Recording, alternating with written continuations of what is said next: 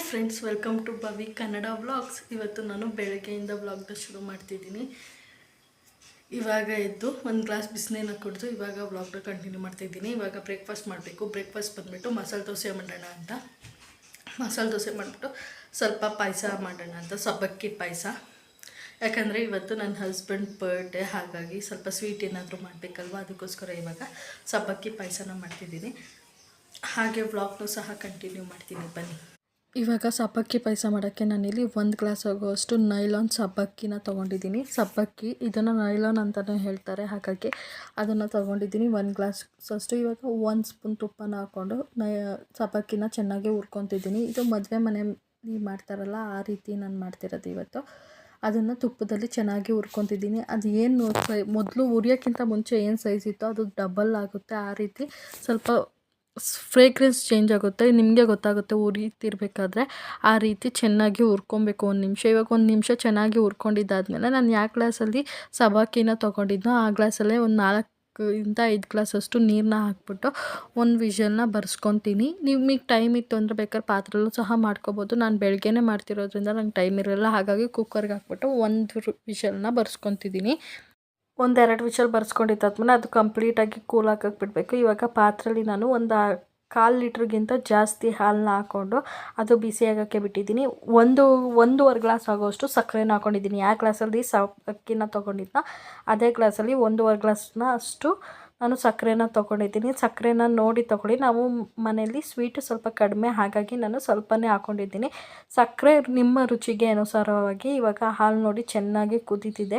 ಇವಾಗ ನಾವು ಸಬ್ಬಕ್ಕಿನ ಬೇಯಿಸ್ಕೊಂಡಿದ್ವಲ್ಲ ಅದನ್ನು ಹಾಕ್ಬಿಟ್ಟು ಹಾಲಲ್ಲಿ ಚೆನ್ನಾಗಿ ಕುದಿಯೋಕ್ಕೆ ಬಿಡಬೇಕು. ಈ ರೀತಿ ಕುದಿಯೋದ್ರಿಂದ ಸಬ್ಬಕ್ಕಿ ಹಾಲು ಥರ ಚೆನ್ನಾಗಿರುತ್ತೆ ಟೇಸ್ಟು. ಇವಾಗ ಸಬ್ಬಕ್ಕಿ 1 ನಿಮಿಷ ಕುದೀತಿರ್ಬೇಕಾದ್ರೆ ಇವಾಗ ನಾನು ಬಾದಾಮ್ ಪೌಡರ್ನ ಯೂಸ್ ಮಾಡ್ತಿದ್ದೀನಿ. ನಾನು ಇಲ್ಲಿ ಬಂದು ಯೂಸ್ ಮಾಡ್ತಿರೋದು ಸ್ಪರ್ಶ್ ಬಾದಾಮ್ ಪೌಡರ್.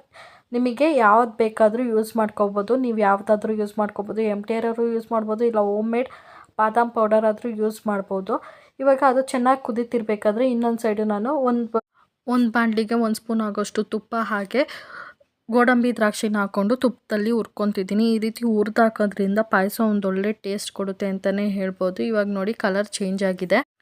ಇವಾಗ ಇದನ್ನು ಪಾಯಸ ಚೆನ್ನಾಗಿ ಕುದೀತಿದೆ, ಇದಕ್ಕೊಳಕ್ಕೆ ಹಾಕ್ಬಿಟ್ಟು ಒಂದು ಕುದಿಸ್ಬೇಕು. ಇವಾಗ 1/4 ಟೀ ಸ್ಪೂನ್ ಆಗೋಷ್ಟು ಅರಿಶಿನ ಹಾಕೋಬೇಕು. ಅರಿಶಿನ ಹಾಕೋದ್ರಿಂದ ಮದುವೆ ಮನೆಯಲ್ಲಿ ಯಾವ ಕಲರ್ ಇರುತ್ತೋ ಪಾಯಸ ಅದೇ ಕಲರ್ ಬರುತ್ತೆ, ಅದೇ ಟೇಸ್ಟ್ ಬರುತ್ತೆ. 1/4 ಟೀ ಸ್ಪೂನ್ ಅಷ್ಟೇ. ನಿಮಗೆ ಕಲರ್ ಬೇಡ ಅಂದರೆ ಇಷ್ಟಕ್ಕೆ ಸ್ಟಾಪ್ ಮಾಡ್ಬೋದು. ನನಗೆ ಸ್ವಲ್ಪ ಕಲರ್ ಬೇಕು ಅನ್ನಿಸ್ತು, ಹಾಗಾಗಿ ನಾನು ಅರಿಶಿನ ಯೂಸ್ ಮಾಡ್ತಿದ್ದೀನಿ. ಲಾಸ್ಟ್ಗೆ ಏಲಕ್ಕಿನ ಕುಟ್ಟಿ ಪುಡಿ ಮಾಡಿ ಹಾಕೊಂತು ಅಂದರೆ ಸೂಪರ್ ಟೇಸ್ಟಿಯಾಗಿರುವಂಥ ಪಾಯಸ ರೆಡಿ ಆಗಿಬಿಡುತ್ತೆ. ಇದು ಇವಾಗ ತೆಳ್ಳಗಿದೆ, ಅದು ಸ್ವಲ್ಪ ತಣ್ಣಗಾದ್ಮೇಲೆ ಗಟ್ಟಿಯಾಗುತ್ತೆ. ಈ ಸೈಡು ದೋಸೆನೂ ಸಹ ಹಾಕ್ತಿದ್ದೀನಿ, ಮಸಾಲೆ ದೋಸೆ. ಕೆಂಪು ಚಟ್ನಿದು ಆಗಲಿ, ದೋಸೆದೇ ಆಲೂಗಡ್ಡೆ ಪಲ್ಯದಾಗಲಿ ನಾನೇನು ರೆಸಿಪಿನ ಶೂಟ್ ಮಾಡ್ಕೊಂಡಿಲ್ಲ, ಯಾಕಂದರೆ ಆಲ್ರೆಡಿ ಅಪ್ಲೋಡ್ ಮಾಡಿದ್ದೀನಿ. ಅದಕ್ಕೋಸ್ಕರ ಇವಾಗ ಮಸಾಲೆ ದೋಸೆ ಮಾಡ್ತಿರೋದ್ರಿಂದ ಈ ರೀತಿ ಮಾಡ್ತಾಯಿದ್ದೀನಿ. ಫಸ್ಟು ಲಂಚ್ ಬಾಕ್ಸಿಗೆಲ್ಲ ಸೆಟ್ ದೋಸೆ ಥರ ಮಾಡಿಬಿಟ್ಟು ಪಲ್ಯ ಚಟ್ನಿ ಎಲ್ಲ ಕಟ್ಟಿದ್ದಾಯಿತು. ಇವಾಗ ಬ್ರೇಕ್ಫಾಸ್ಟಿಗೋಸ್ಕರ ನಾನು ಇಲ್ಲೇ ಮಸಾಲೆ ದೋಸೆನ ಮಾಡ್ತಿದ್ದಿದ್ದು. ನನ್ನ ಹಸ್ಬೆಂಡ್ಗೆ ಇವಾಗ ಬಿಸಿ ಬಿಸಿ ಮಸಾಲೆ ದೋಸೆನ ಹಾಕ್ಕೊಡ್ತಿದ್ದೀನಿ. ಪಾಯಸ ಹಾಗೆ ಚಟ್ನಿ ಎಲ್ಲ ಕೊಟ್ಟೆ. ಹಾಗೆ ಅವ್ರಿಗೆ ಬಿಸಿ ಬಿಸಿಯಾಗಿ ಮಸಾಲೆ ದೋಸೆ ಎಲ್ಲ ಏನಿದ್ರು ಬಿಸಿ ಬಿಸಿಯಾಗಿ ತಿಂದ್ರೇ ಚೆನ್ನಾಗಿರುತ್ತೆ. ಪರವಾಗಿಲ್ಲ, ನೀನು ನನ್ನ ಬರ್ಡೇ ಚೆನ್ನಾಗಿ ಮಾಡ್ತಾ ಇದ್ಯಾ, ಮಸಾಲೆ ದೋಸೆ ತಿನ್ನಿಸ್ಕೊಂಡು. ಆವಾಗಲೇ ನೋಡಿ ಪಾಯಸ ತೆಳ್ಳಗಿತ್ತು, ಇವಾಗ ತಣ್ಣಗಾಗಿದೆ ನೋಡಿ ಎಷ್ಟು ಗಟ್ಟಿಯಾಗಿದೆ. ಟೇಸ್ಟ್ ವೈಸ್ ಅಂತೂ ಚೆನ್ನಾಗಿರುತ್ತೆ, ದೇಹಕ್ಕೂ ಸಹ ತಂಪು. ಸಬ್ಬಕ್ಕಿ ಒಂದ್ಸಲ ಟ್ರೈ ಮಾಡಿ. ಮತ್ತು ನಾನು ವಿಡಿಯೋನ ಇವಾಗ ಕಂಟಿನ್ಯೂ ಮಾಡ್ತಿದ್ದೀನಿ. ಬ್ರೇಕ್ಫಾಸ್ಟ್ ಬಂದುಬಿಟ್ಟು ದೋಸೆ, ಆಲೂಗೆಡ್ಡೆ ಪಲ್ಯ, ಚಟ್ನಿ ಪ್ಲಸ್ ಮಸಾಲೆ ದೋಸೆ ಇಷ್ಟು ಮಾಡಿದ್ದೆ. ಅಂದರೆ ಇನ್ನೇನು ಚಟ್ನಿ ಆಲೂಗಡ್ಡೆ ಪಲ್ಯ ಮಾಡಿದ್ದೆ, ಇನ್ನೇನು ಕೆಂಪು ಚಟ್ನಿ ರುಬ್ಕೊಂಡು ಅದನ್ನು ಮಾಡಿದೆ. ಯಾಕಂದರೆ ನನ್ನ ಹಸ್ಬೆಂಡ್ಗೆ ಇಷ್ಟ ಮಸಾಲೆ ದೋಸೆ, ಅದಕ್ಕೋಸ್ಕರ. ಹಾಗೆ ಸ್ವೀಟ್ ಏನಾದರೂ ಮಾಡಬೇಕಲ್ಲ ಅಂದ್ಬಿಟ್ಟು ಸಬ್ಬಕ್ಕಿ ಪಾಯಸನ ಮಾಡಿದೆ. ನನ್ನ ಹಸ್ಬೆಂಡ್ಗೆ ಸ್ವೀಟ್ ಎಲ್ಲ ಸ್ವಲ್ಪ ಜಾಸ್ತಿ ಇಷ್ಟ ಆಗುತ್ತೆ, ಖಾರಕ್ಕಿಂತ ಅವರು ಸ್ವಲ್ಪ ಜಾಸ್ತಿ ಸ್ವೀಟ್ನ ಇಷ್ಟಪಟ್ಟು ತಿಂತಾರೆ. ಅದಕ್ಕೋಸ್ಕರ ಅವ್ರಿಗೆ ಅಂದ್ಬಿಟ್ಟು ಪಾಯಸನ ಮಾಡಿದೆ. ತಿನ್ಕೊಂಡು ಆಫೀಸ್ಗೆ ಹೋದರು. ಬರ್ಡೇ ಸೆಲೆಬ್ರೇಷನ್ ಏನು ನನ್ನ ಹಸ್ಬೆಂಡಿಗೆ ಇಷ್ಟ ಆಗೋಲ್ಲ, ಹಾಗಾಗಿ ಏನೂ ಸೆಲೆಬ್ರೇಷನ್ ಮಾಡೋಕ್ಕೋಗಲ್ಲ. ಸಿಂಪಲ್ಲಾಗಿ ಸಂಜೆ ಕೇಕ್ನ ತಂದು ಕಟ್ ಮಾಡಿಸೋದು ಅಷ್ಟೇ. ಅದು ಕೇಕ್ ಕಟ್ ಮಾಡೋದಕ್ಕೂ ಅವ್ರಿಗೆ ಇಷ್ಟ ಆಗೋಲ್ಲ. ನಾವು ತೊಗೊಂಬಂದಿರ್ತೀವಿ ಅನ್ನೋ ಬಲವಂತಕ್ಕೋಸ್ಕರ ಕೇಕ್ನ ಕಟ್ ಮಾಡ್ತಾರೆ ಅಷ್ಟೇ. ಅವ್ರು ಇಷ್ಟಪಟ್ಟಂತೂ ಕಟ್ ಮಾಡೋಲ್ಲ. ಕಟ್ ಮಾಡಿದ್ಮೇಲೆ ಹೇಳ್ತಾರೆ, ನೀನು ನೆಕ್ಸ್ಟ್ ಇಯರಿಂದ ತರಕ್ಕೆ ಹೋಗಬೇಡ ಅಂತ. ಆದರೂ ನಾನು ತೊಗೊಂಡು ಬರ್ತೀನಿ. ಒಂದೊಂದ್ಸಲಿ ತರಕ್ಕೆ ಹೋಗಲ್ಲ. ಸುಮ್ಮನೆ ಏನಕ್ಕೆ ಅವರಿಗೆ ಬರ್ಡೇ ದಿನ ಬೇಜಾರು ಮಾಡೋದು ಅಂದ್ಬಿಟ್ಟು ತರಲ್ಲ. ಒಂದೊಂದ್ಸಲಿ ತರ್ತೀನಿ, ಒಂದೊಂದ್ಸಲಿ ತರಲ್ಲ. ಇದೇ ಥರ ಇವತ್ತು ನನ್ನ ಮಗ ಬೆಳಗ್ಗೆ ಹೇಳಿದನಮ್ಮ ಕೇಕ್ ಕಟ್ ಮಾಡ್ಸೋಣಮ್ಮ ಅಂತ. ಅವನಿಗೋಸ್ಕರನಾದರೂ ಕೇಕ್ ತೊಗೊಂಬರ್ಬೇಕು. ಕೇಕ್ನ ತಂದು ಕಟ್ ಮಾಡಿಸ್ಬೇಕು.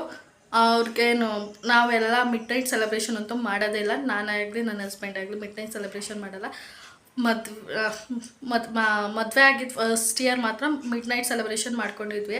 ಅದಾದಮೇಲೆ ನನ್ನ ಮಗ ಹುಟ್ಟಿದ್ಮೇಲಂತೂ ನಿದ್ದೆ ಎಷ್ಟು ಇಂಪಾರ್ಟೆಂಟ್ ಅನ್ನೋದು ಗೊತ್ತಾಯ್ತು. ಇವಾಗೇನು ಮಿಡ್ ನೈಟ್ ಸೆಲೆಬ್ರೇಷನ್ ಮಾಡ್ಕೊಳಕ್ಕೆ ಹೋಗಲ್ಲ. ನನ್ನ ಹಸ್ಬೆಂಡ್ ಅಂತೂ ಮಾಡ್ಕೊಂಡೇ ಇಲ್ಲ, ನಾನೇ ಮಾಡ್ತಿದ್ರು. ಬಟ್ ನನ್ನ ಮಗ ಹುಟ್ಟಿದ್ಮೇಲೆ ನಿದ್ದೆ ಮಾಡ್ಕೊಂಡ್ರೆ ಸಾಕಾಗಿರೋ ಫೀಲು ಬಂದು ಇವಾಗ ಮಿಡ್ ನೈಟ್ ಸೆಲೆಬ್ರೇಷನ್ ಏನು ಮಾಡ್ಕೊಳಕ್ಕೆ ಹೋಗಲ್ಲ. ಏನಿದ್ರು ಸಂಜೆ ಹೊತ್ತು ಕೇಕ್ ತಂದು ಕಟ್ ಮಾಡ್ತೀವಿ ಅಷ್ಟೇ. ಇನ್ನು ಮನೆ ಕೆಲಸ ಇನ್ನೂ ಮುಗಿಸಿಲ್ಲ. ಮನೆ ಕೆಲಸ ಮುಗಿಸಿ ಹಾಗೆ ಅಡುಗೆ ಮಾಡಬೇಕು. ನೋಡೋಣ, ಬಿರಿಯಾನಿ ಏನಾದರೂ ಚಿಕನ್ ತಂದು ಬಿರಿಯಾನಿ ಮಾಡೋಣ ಅಂತ ಅಂದ್ಕೊಂಡಿದ್ದೀನಿ. ಯೂಶ್ವಲಿ ಚಿಕನ್ ಎಲ್ಲ ನಾನು ತೊಗೊಂಬರೋಕ್ಕೂ ಹೋಗಲ್ಲ. ಹಸ್ಬೆಂಡ್ ತೊಗೊಂಬಂದು ಕೊಟ್ಟರೆ ನಾನು ಮಾಡ್ತೀನಿ ಅಷ್ಟೇ. ಇವತ್ತು ನೋಡಬೇಕು, ನಾನೇ ಹೋಗಿ ತೊಗೊಂಬಂದು ಸರ್ಪ್ರೈಸ್ ಮಾಡೋಣ ಅಂತ ಅಂದ್ಕೊಂಡಿದ್ದೀನಿ. ನೋಡೋಣ, ಹಾಗೆ ವ್ಲಾಗ್ನೂ ಸಹ ಕಂಟಿನ್ಯೂ. ನಾನು ವೀಡಿಯೋನ ಸಂಜೆಯಿಂದ ಕಂಟಿನ್ಯೂ ಮಾಡ್ತಾಯಿದ್ದೀನಿ. ಸಂಜೆ ಇವಾಗ ಟೈಮ್ ಬಂದು 5 ಗಂಟೆ. ಇವಾಗ ಅಡುಗೆ ಮಾಡೋಣ ಅಂತ, ಬಿರಿಯಾನಿ ಮತ್ತು ಲೆಮನ್ ಚಿಕನ್ ಕಬಾಬ್ ಮಾಡೋಣ ಅಂತ ಹೋಗಿ ಚಿಕನ್ ಎಲ್ಲ ಮಧ್ಯಾಹ್ನನೇ ತೊಗೊಂಬಂದೆ.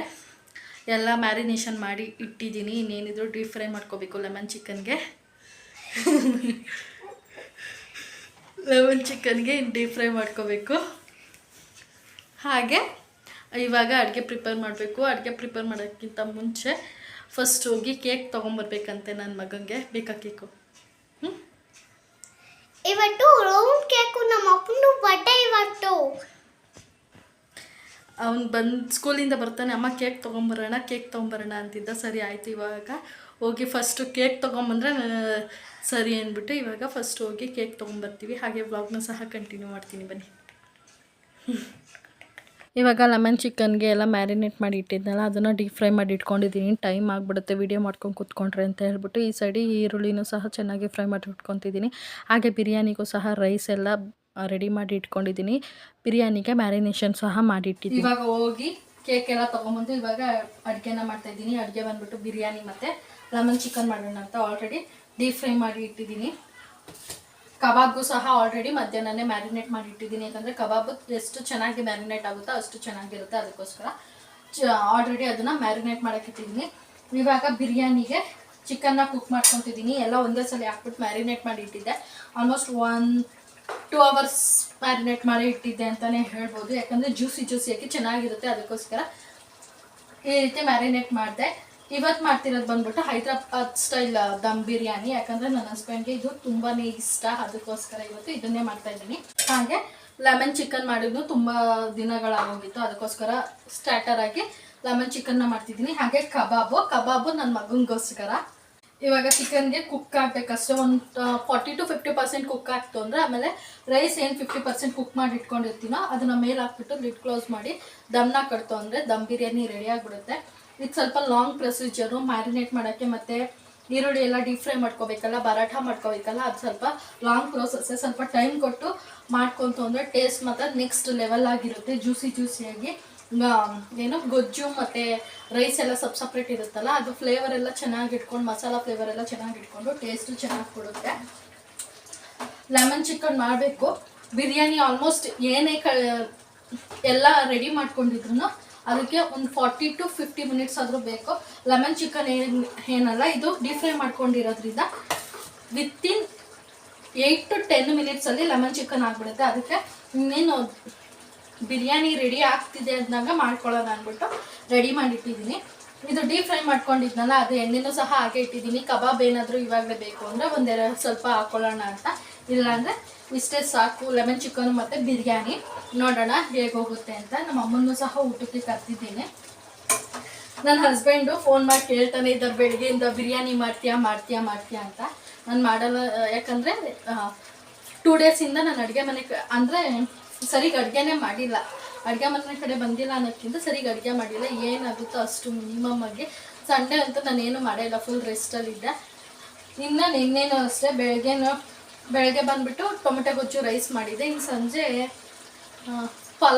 ಪಲಾವ್ ಮಾಡಿದ್ದೆ ಅಂದ್ಕೊತೀನಿ. ಆಗಿಲ್ಲ ಅಂದ್ಬಿಟ್ಟು ಸುಮ್ಮನೆ ದಿಢೀರ್ ಅಂತ ಮಾಡಿಕೊಟ್ಟಿದ್ದು, ಹುಷಾರಿರಲಿಲ್ಲ. ಹಾಗಾಗಿ ಬೆಳಗ್ಗೆನೇ ಕೇಳಿದ್ರು ಬಿರಿಯಾನಿ ಮಾಡ್ತೀಯ ಇವತ್ತು ಅಂತ. ಇಲ್ಲ ಮಾಡಲ್ಲ, ನನಗೆ ಆಗ್ತಿಲ್ಲ ಅಂತಂದೆ. ಸರಿ ಆಯಿತು ಅಂತ ಅಂದಿದ್ದು. ತಿರ್ಗಾ ಇವಾಗ ಕಾಲ್ ಮಾಡಿಬಿಟ್ಟು ಬಿರಿಯಾನಿ ಮಾಡ್ತೀಯ, ಚಿಕನ್ ತರಲ್ಲ ಆಫೀಸಿಂದ ಬರ್ತಾ ಹಾಗೆ ಅಂದರು. ಇಲ್ಲ ನನಗೆ ಆಗ್ತಿಲ್ಲ, ನಾನು ಮಾಡಲ್ಲ ಅಂತ ಹೇಳಿದ್ರೆ ನೋಡಬೇಕು ಅವ್ರು ಬಂದು ಹೇಗಿರುತ್ತೆ ರಿಯಾಕ್ಷನ್ ಅಂತ. ನನ್ನ ಮಗ ಅವ್ರ ಅಪ್ಪ ಬರೋದನ್ನೇ ವೆಯ್ಟ್ ಮಾಡ್ತಿದ್ದಾನೆ, ಯಾಕಂದರೆ ಕೇಕ್ ಕಟ್ ಮಾಡಬೇಕಲ್ವ, ಅದಕ್ಕೋಸ್ಕರ ಅಲ್ಲ. ಹಾಂ ಪೋಲಿ ನಾನು ವೀಡಿಯೋ ಮಾಡಬೇಕಾದ್ರೆಲ್ಲ ಇಲ್ಲೇ ಇರ್ತಾನೆ, ಆದರೆ ಅವನ್ನ ನನ್ನ ವೀಡಿಯೋದಲ್ಲಿ ತೋರಿಸಲ್ಲ, ಯಾಕಂದರೆ ಇವಾಗಲೇ ಇಂಟರ್ಫಿಯರ್ ಮಾಡೋದೆಲ್ಲ ನನಗೆ ಇಷ್ಟ ಇಲ್ಲ. ಅದಕ್ಕೋಸ್ಕರ ಯಾವುದಾದ್ರೂ ಒಂದೊಂದು ವೀಡಿಯೋದಲ್ಲಿ ಮಾತ್ರನೇ ಬರೋದವನು. ಆಲ್ಮೋಸ್ಟ್ ನಾನು ಹಿಂದೆನೇ ಇರ್ತಾನೆ ಬಾಲ ಥರ.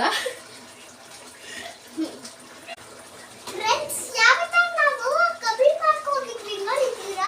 ಇವಾಗ ನಾನು ಇಲ್ಲಿ ಲೆಮನ್ ಚಿಕನ್ನ ಮಾಡ್ತಿದ್ದೀನಿ. ಲೆಮನ್ ಚಿಕನ್ಗೂ ಅಷ್ಟೇ ಸಿಂಪಲಾಗಿ ಇದ್ರದ್ದು ರೆಸಿಪಿ ಆಲ್ರೆಡಿ ಶೇರ್ ಮಾಡಿದ್ದೀನಿ. ಸ್ಟಾರ್ಟರಾಗಿ ಸಕ್ಕತ್ತಾಗಿರುತ್ತೆ, ಬಾಯಲ್ಲಿಟ್ರೆ ಹಂಗೆ ಕರ್ಗೋಗ್ತಿರುತ್ತೆ. ಈ ಸೈಡ್ ನೋಡಿ ಬಿರಿಯಾನಿನೂ ಅಷ್ಟೇ, ಬಿರಿಯಾನಿನ ದಮ್ ಕಟ್ಟೋಕ್ಕೆ ಇಟ್ಟಿದ್ದೀನಿ. ಇವಾಗ ಲೆಮನ್ ಚಿಕನ್ ರೆಡಿ ಆಯಿತು. ಈ ವೆದರ್ಗೆ ಒಂದೊಳ್ಳೆ ಸ್ಟಾರ್ಟರ್ ಅಂತಲೇ ಹೇಳ್ತೀನಿ.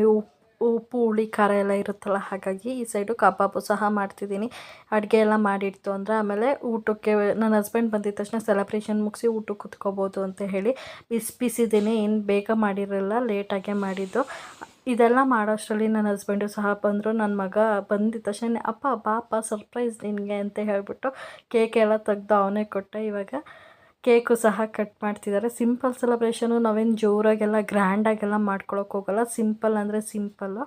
ಇವಾಗ ಕೇಕ್ ಎಲ್ಲ ಕಟ್ ಮಾಡಿ ನನ್ನ ಮಗ ಅಂತೂ ಫುಲ್ ಖುಷಿ. ಅವ್ನಿಗೆ ಯಾರ್ದಾದ್ರು ಬರ್ಡೇ ಅಂದರೆ ಅವ್ನ ಎಕ್ಸೈಟ್ಮೆಂಟಿಗೆ ಇತಿ ಅನ್ನೋದೇ ಇಲ್ಲ ಅಂತಲೇ ಹೇಳ್ತೀನಿ. ಅವನಿಗೆ ಯಾರ್ದಾದ್ರು ಬರ್ಡೇ ಅಂದರೆ ಅವನಿಗೇನೋ ಒಂಥರ ಅವನದೇ ಬರ್ಡೇ ಅನ್ನೋ ಫೀಲ್ ಅವನಿಗೆ. ಮತ್ತು ನಾನು ವೀಡಿಯೋನ ಇವಾಗ ಕಂಟಿನ್ಯೂ ಮಾಡ್ತಿದ್ದೀನಿ. ಊಟ ಎಲ್ಲ ಮಾಡಿದ್ದಾಯಿತು. ಊಟ ಬಂದ್ಬಿಟ್ಟು ಆವಾಗಲೇ ಹೇಳಿದ್ನಲ್ಲ, ಬಿರಿಯಾನಿ ಮತ್ತು ಲೆಮನ್ ಚಿಕನ್ ಕಬಾಬು ಸಖತ್ತಾಗಿ ಬಂದಿತ್ತು. ಎಲ್ಲ ಸೂಪರ್ ಅಂದರೆ ಸೂಪರಾಗಿ ಬಂದಿತ್ತು. ಕೆಲವೊಂದು ಸಲ ಗಡಿಬಿಡಿಲಿ ಮಾಡ್ತೀವಲ್ಲ, ಅದೇ ಸ್ವಲ್ಪ ಚೆನ್ನಾಗಿ ಟೇಸ್ಟಿಯಾಗಿ ಬರುತ್ತೆ. ಸ್ವಲ್ಪ ಟೈಮ್ ಕೊಟ್ಟು ನಿಧಾನಕ್ಕೆ ಮಾಡ್ತೀವಲ್ಲ, ಅದು ಅಷ್ಟು ಟೇಸ್ಟ್ ಅನಿಸಲ್ಲ. ಇವತ್ತಂತೂ ಮೂರೂ ಸೂಪರಾಗಿ ಬಂದಿತ್ತು. ಊಟ ಎಲ್ಲ ಆಯಿತು. ನನ್ನ ಹಸ್ಬೆಂಡು ಶಾಕಲ್ಲಿದ್ದರು. ಯಾಕಪ್ಪ ಅಂದರೆ ನಮ್ಮ ಮನೆಯಿಂದ ಸ್ವಲ್ಪ ಚಿಕನ್ ಅಂಗಡಿ ಎಲ್ಲ ಸ್ವಲ್ಪ ದೂರ, ನಾನು ಹೋಗೋದೇ ಇಲ್ಲ ಚಿಕನ್ ಅಂಗಡಿಗೆಲ್ಲ ಹೋಗಿ ತಗೊಂಬಂದು ಮಾಡೇ ಇಲ್ಲ, ಯಾವತ್ತೂ ಮಾಡಿಲ್ಲ. ಅದಕ್ಕೆ ನೀನು ಹೋಗಿದ್ದ, ನಿಜ ಹೇಳು ನೀನು ಹೋಗಿದ್ದ ಅಂತ ಕೇಳ್ತಿದ್ರು. ನಾನೇ ಹೋಗಿ ತೊಗೊಂಬಂದೆ ಅಂತ ಹೇಳಿದೆ. ಸರಿ ಆಯಿತು ಅಂದ್ಬಿಟ್ಟು ಟೇಸ್ಟ್ ಎಲ್ಲ ಚೆನ್ನಾಗಿತ್ತು. ಊಟ ಮಾಡಿದ್ದಾಯಿತು. ಇವಾಗ ಅಡುಗೆ ಮನೆನ ಕ್ಲೀನ್ ಮಾಡಬೇಕು. ಹಾಗೆ ಇವತ್ತಿನ ವೀಡಿಯೋನ ನಾನು ಇಲ್ಲಿಗೆ ಎಂಡ್ ಮಾಡ್ತೀನಿ. ಈ ವಿಡಿಯೋ ಏನಾದರೂ ಇಷ್ಟ ಆದರೆ ಪ್ಲೀಸ್ ಲೈಕ್ ಮಾಡಿ. ಇನ್ನೂ ಯಾರೆಲ್ಲ ನನ್ನ ಚಾನಲ್ನ ಸಬ್ಸ್ಕ್ರೈಬ್ ಮಾಡಿಲ್ವೋ ಪ್ಲೀಸ್ ಸಬ್ಸ್ಕ್ರೈಬ್ ಮಾಡಿ. ಹಾಗೆ ಪಕ್ಕದಲ್ಲೇ ಕಾಣಿಸುವ ಬೆಲ್ ಐಕಾನ್ನ ಕ್ಲಿಕ್ ಮಾಡಿ. ಆವಾಗ ನಾನು ಯಾವಾಗಲೇ ವೀಡಿಯೋಸ್ ಅಪ್ಲೋಡ್ ಮಾಡಿದ್ರು ನಿಮಗೆ ನೋಟಿಫಿಕೇಶನ್ ಬರುತ್ತೆ. ಪ್ಲೀಸ್ ಸಬ್ಸ್ಕ್ರೈಬ್ ಮಾಡಿ. Thank you for watching. ಮತ್ತೊಂದು ವೀಡಿಯೋ ಜೊತೆಗೆ ಸಿಗ್ತೀನಿ. ಅಲ್ಲಿವರೆಗೂ ಟೇಕ್ ಕೇರ್, ಬಾಯ್.